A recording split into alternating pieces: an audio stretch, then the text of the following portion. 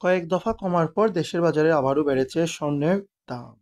এক বিজ্ঞপ্তির মাধ্যমে দাম বৃদ্ধির তথ্যটি জানিয়েছে বাংলাদেশ জুয়েলার্স অ্যাসোসিয়েশন বাজুস।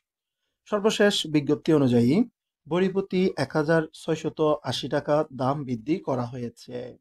এই নতুন দামটি ২ নভেম্বর তারিখ হতে কার্যকর হয়েছে। বিজ্ঞপ্তিতে বাজুস জানিয়েছে, স্থানীয় বাজারে তেজাবি স্বর্ণের মূল্য বৃদ্ধি পেয়েছে, তাই সার্বিক পরিস্থিতি বিবেচনা করে নতুন দাম নির্ধারণ করা হয়েছে।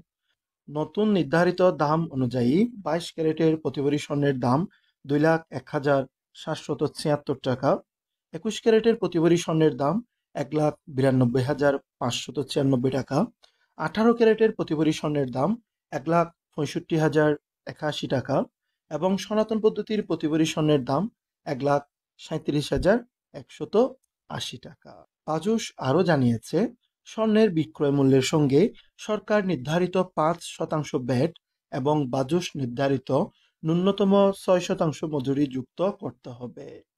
তবে গহনার ডিজাইন ও মানভেদে মজুরির হার পরিবর্তন হতে পারে।